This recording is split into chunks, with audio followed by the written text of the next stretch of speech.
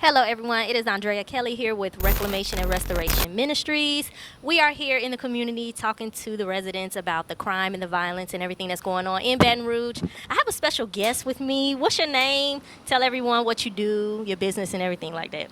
My name is Liz Robinson. I am the president of an organization called Change, and I am jumpstarting a organization through the mayor's office through the Safe Hope and Healthy Grant, which is going to be called Families on the Front Line of Peace.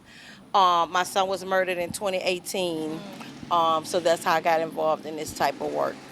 My son was Louis Badass. Let me through this bit. Oh, Yeah. yeah. So Oh, that was my man. son, I'm and sorry. he was murdered in 2018 in Zion City, broad daylight. He's still no arrests. No one has been captured in his murder. So I do this work because I don't want another mother to have to walk this journey. Yes, ma'am. And I'm sure you're still probably grieving and going through that and everything It's like a that. lifetime, Yes, ma'am. lifetime change. Yes, ma'am. So being on the organization and everything like that, and the efforts that even our organization is doing to reduce and prevent crime, what do you think is the main thing that we should be focusing on when going after such a huge task like preventing crime and violence? Well, what happens? What I found out doing this type of work, our people are so damaged. This is like layers and layers of trauma. So if you help the 16-year-old, if you help that child get in school or get their life straight, you got to go back help their mama. You got to go back and help their grandmother because what they thinking is a normal life is what they've known all their life. So we got to change that narrative to that story. Yes, ma'am. And so I do want to ask, what do you think was a contributing factor to your son's murder? I want to say jealousy, wrong place, wrong time. Um, it's just my son was a aspiring rapper. He was doing good things and he was blooming. So in Baton Rouge, it's so much a hatred. When everybody could eat off this music thing.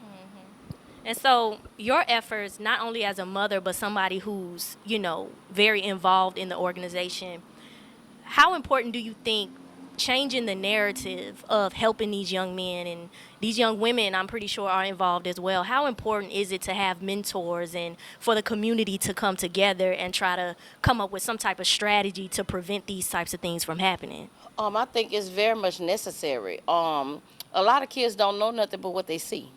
So if they see somebody that's go to work every day, making a good living, and can live in peace, not getting their house shot up, not getting their car shot up, then they see something different. But when that's all they see is gun violence and people laying in the street dead, they think that's normal. Because they haven't seen anything else. But when you get mentees involved, with people that can mentee them and show them something different, then that's when their narrative start changing. Yes, ma'am. And how involved in community outreach are you in the organization that you're a part of? How? So what I do with Change, what I do is normally I get the information that someone has been murdered. I'm also part of Baton Rouge Community Street Team. So what we do is we go to those crime scenes. We go meet those families at that place of the incident. So I don't personally go because that disturbs my peace. Yeah. But my team, they go out there, they find out who that person is, and they reach out to that family, see what resources that family need. A lot of things that they need, it's a phone call away. All you have to do is call and ask for it. But some people don't know how to call and get that information. I have mothers call me and ask me, ma'am, how do I start this process of burying my child?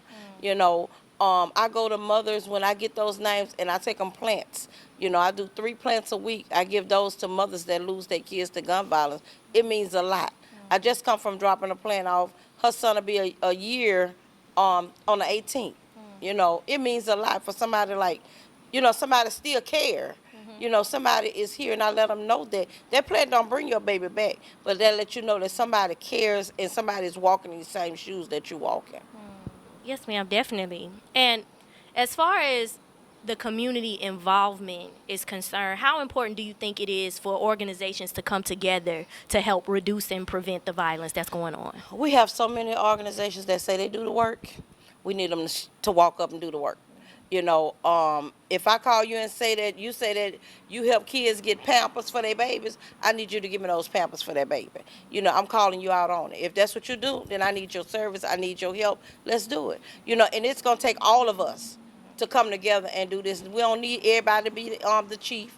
Somebody got to be the Indians, and I'm willing to do whatever I can do personally to try to help save our young black men, because that's who's killing each other. And do you think we've had some more interviews recently that we've done, and we've actually talked to black men, and the main thing that they've said was a contribution to the violence and crime in Baton Rouge is the lack of resources. Right. Do you think that's very? I believe it is, because like I say, a lot of people don't know how to go get the resources. And with my organization, we bring the resources to you. You tell me what you need. If I don't have the answer, I'm going to find it. And that's what it's going to take. Like I said, it's going to take everybody to pull their resources together and do this work. Yes, ma'am. So moving forward and just trying to, be a light in such darkness that's going on in Baton Rouge, how do you contain your passion? Like, how do you keep going in this line of work? First of all, this is not what I chose to do with my life. Yeah. I said when I made 50, I was going to be traveling, enjoying my grandbabies, enjoying life. And when I got that knock on my door, that phone call that my son had been shot, it was like, wow. It was a wake-up call. It was a wake-up call. Gun violence don't affect you until it affects you, because I always watch the news. And me watching the news, like, somebody got killed last night. Oh, that don't bother me. My kids were fine. They go to church, we do what we got to do, and da-da-da-da-da. So it didn't bother me. But when you get that phone call, your life changed instant, and it has really changed my life, and sometimes I don't want to get up out the bed and go do this, but my son tapped me on the shoulder like, "Ma, go do this." Don't let my name go in vain. And when I tell you I keep his name alive, I keep his name alive by any means necessary. I wear his earrings, I wear his watch, I got him tattooed on me. I'm gonna always represent Louis Badass, because that was my baby. And I tell all the mothers, find something to memorize your baby with. If it's socks, if it's shoes, if it's earrings, it does not matter. Don't let your baby name go in vain. You have to, because you got to talk about him. What do you think is the first step, those who are watching, those who want to get involved in organizations, whether, it's ours or yours or any organizations out here that is helping to prevent the crime, what do you think is the first step in those who want to get involved? First of all, you have to know this is what you want, because this is not no easy job, I promise you. I go to bed crying every night, and I wake up crying. Sometimes I don't want to get up out the bed, but I know I have to, because I know somebody needs me. My phone rings off the hook when somebody get killed. Miss Liz, somebody died, and they expect me to show up. And that consistency, and they know that my heart and my passion is this work. Not because I chose it, but because God chose me to do it. So I just do it. Yes, ma'am. And what is something you want to leave off by saying to anybody that may be watching this video? I just want our people to know that there is hope, that we have to put the guns down, because we're killing each other, and we're killing each other by the dozens, and it's brown and black people that's doing it, and we have to start loving each other and know that there's hope, and reach out to the resources that's out in the community for you. Yes, ma'am. Thank you You're for welcome. talking to us. Thank you. We appreciate your time. Thank you for having me.